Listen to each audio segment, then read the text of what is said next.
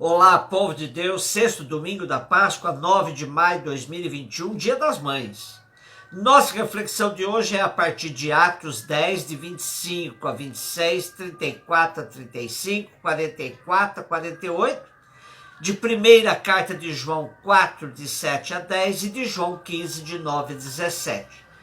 Embora ao longo do livro de Atos vamos entendendo que quem fez realmente a missão entre os pagãos foi Paulo, temos uma secção do capítulo 9, versículo 32 a 11, 18, onde o protagonismo é dado a Pedro.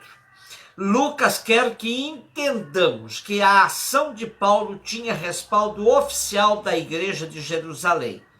Por isso, Pedro é que começa a ação missionária em casa do centurião Cornélio de Cesareia, dando contornos mais universais à missão. A chave do nosso texto de hoje está no versículo em que Pedro afirma: na verdade, eu reconheço que Deus não faz acepção de pessoas, mas em qualquer nação, aquele que o teme e pratica a justiça lhe é agradável. E essa afirmação de Pedro tem a confirmação do Espírito que desceu sobre todos aqueles que estavam ouvindo-o. Pedro já veio ao encontro de Cornélio convocado pelo Espírito e trouxe alguns irmãos com ele. O centurião o recebe também acompanhado de outros pagãos como ele. Trata-se de um encontro coletivo entre judeus e pagãos, derrubando o muro de separação que havia entre eles. Lucas faz questão de deixar claro que todo esse movimento acontece sob o protagonismo do Espírito, que inspira Pedro para batizar a todos na água, uma vez que já receberam o Espírito Santo.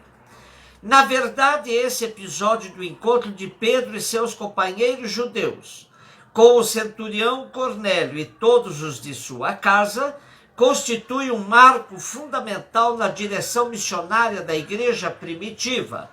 Daqui por diante, a evangelização junto aos pagãos só tende a crescer, o que não será isento de conflitos, mas se trata de uma direção irreversível para o cristianismo.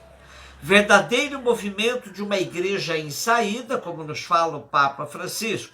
Era preciso sair da sinagoga e do templo e ir ao encontro de todos aqueles que não se encerravam nesses ambientes judaicos. Primeira carta de João, capítulo 4, de 7 a 10. Lendo essa carta de João, percebemos sua insistência no tema do amor. E no trecho de hoje temos a definição mais curta e contundente de Deus. Deus é amor. Já dissemos em comentários anteriores que tal insistência se deve à confusão que partidários de algumas seitas faziam nas comunidades de João na Ásia Menor, negando princípios fundamentais do cristianismo, tais como a encarnação de Cristo e o mandamento do amor. Como os partidários da gnose diziam conhecer a Deus, mas negavam a necessidade do amor aos irmãos, João afirma com toda a força: quem não ama não conhece a Deus, porque Deus é amor. E para combater as pregações contrárias à encarnação, João diz: nisso consiste o amor. Não fomos nós que amamos a Deus, mas foi Ele que nos amou e enviou seu Filho como vítima de reparação pelos nossos pecados. O que nos chama atenção também nessa afirmação de João é que sempre dizemos da importância de irmos ao encontro de Deus, mas na verdade é Ele que nos encontra. A nós corresponde a postura de acolhimento a Deus que vem ao nosso encontro e capacidade de discernimento para percebermos os seus sinais em nossa vida. Primeira carta de João 15, de 9 a 17. Continuamos no ambiente da ceia derradeira, onde Jesus e seus discípulos têm um encontro muito afetuoso e dramático ao mesmo tempo. Jesus está se despedindo, mas o faz com tremenda ternura e carinho.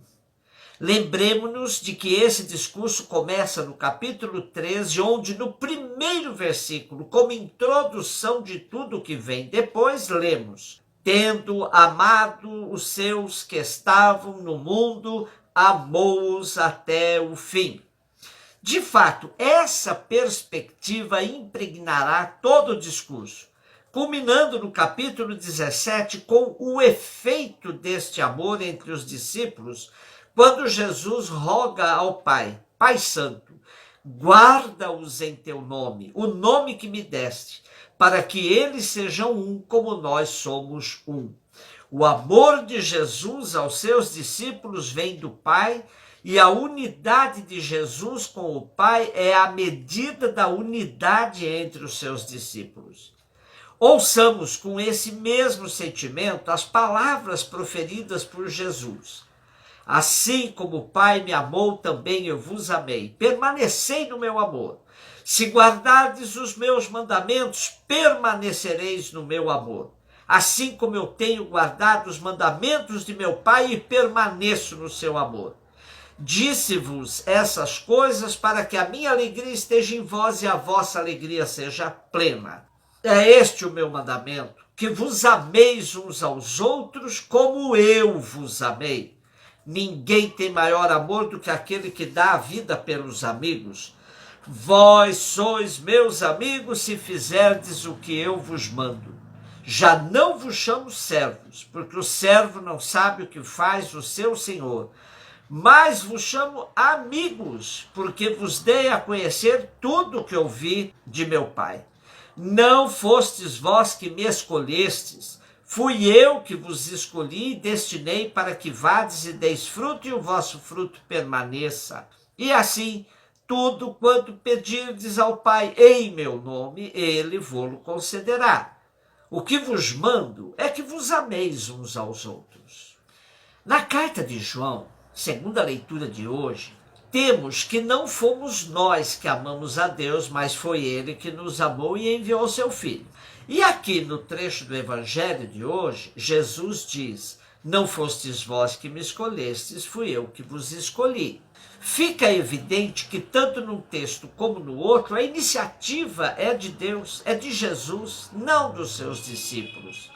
O que precisamos entender com clareza é que este amor, do qual fala Jesus e insiste com seus discípulos, nada tem a ver com aquele sentimento adolescencial que não implica em compromisso algum. O amor de Jesus é concreto, tem consequências profundas para a vida. É amor de cumplicidade dele com seus discípulos, os quais ele não chama de servos, de escravos, mas de amigos, e amigos confidentes, pois a eles Jesus deu a conhecer tudo o que ouviu do Pai. Por isso, Jesus pode dizer a eles que a medida do amor que devem ter entre eles é a do amor que ele mesmo, Jesus, manifestou a eles. Vejamos que Jesus, no primeiro momento, fala de mandamentos no plural, porém, depois fala de mandamento no singular, ao se referir ao amor, que vos ameis uns aos outros como eu vos amei. Quem ama vive a plenitude dos mandamentos. Pois quem ama sabe que o verdadeiro amor não combina com ódio, não combina com preconceitos. Vivemos hoje numa sociedade polarizada, onde o mais comum é rompermos relacionamentos até com quem pensa diferente de nós. É impossível não percebermos que a situação atual nos empurra por caminhos totalmente contrários desse Deus revelado a nós por Jesus. Anunciamos que Deus é amor e denunciamos que o país vive a expulsar Deus de seu território. Nessa semana aconteceu a segunda maior chacina já registrada na história do estado do Rio de Janeiro, onde a Polícia Civil, em nome de combater o aliciamento que traficantes fazem de menores, invadiram barracos da favela do Jacarezinho, na zona norte do Rio, e assassinaram 28 pessoas, o que se sabe até agora. O governador do Rio, que é de um partido que se diz social cristão, chamou a chacina de trabalho de inteligência.